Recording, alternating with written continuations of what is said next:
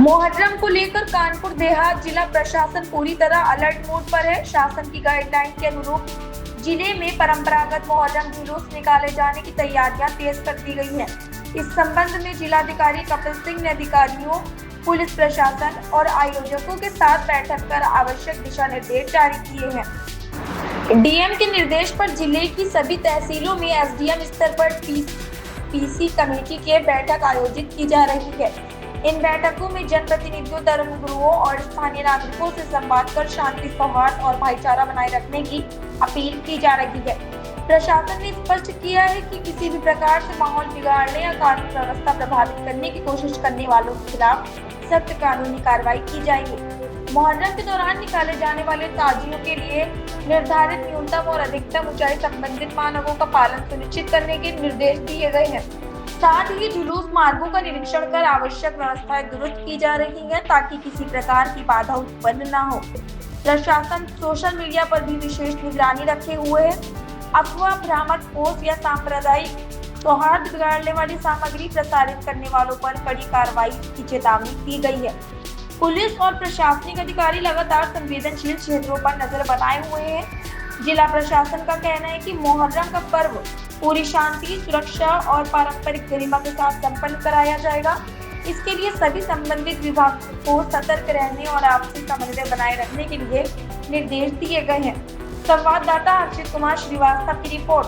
जिला प्रशासन की क्या तैयारियां उत्तर प्रदेश शासन से गृह विभाग और माननीय मुख्यमंत्री महोदय के द्वारा जो निर्देश दिए, हाल ही में माननीय मुख्यमंत्री जी की अध्यक्षता में वीडियो कॉन्फ्रेंसिंग हुई, उसमें जो निर्देश मौखिक भी दिए गए वो डिटेल में दिया है।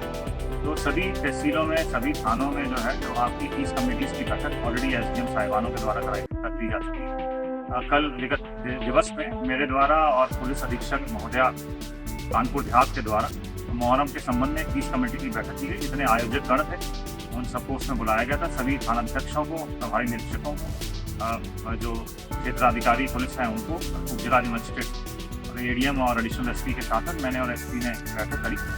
जो शासन के निर्देश हैं, ताजियों की कितनी हाइट रखनी है और अगर कोई जुलूस या कोई वो चीज़ है तो परंपरागत होगी। परंपरागत रूप के अलावा जब तक कि पुलिस की परमिशन या शासन की परमिशन नहीं है तो उसके बेहतर रूप में नहीं कराया जाएगा। जो ढोल नगाड़े या इत्यादि जो चीज़ें इस्तेमाल होती हैं वो जो गाइडलाइंस है सुप्रीम कोर्ट की भी, और जो डेसिबल्स, मिनिमम डेसिबल्स होते हैं उतने ही मैक्सिमम डेसिबल्स हैं वही इस्तेमाल करते हैं। इस चीज़ पे चर्चा हुई है। कोई अगर सोशल मीडिया में रूमर उठा रहा है या कोई चीज़ कर रहा है तो सीधे सीधे साइबर क्राइम में या पुलिस के संबंधित अधिकारी या प्रशासनिक अधिकारी को, मजिस्ट्रेट को अवगत कराएगा। इस संबंध में बात हुई।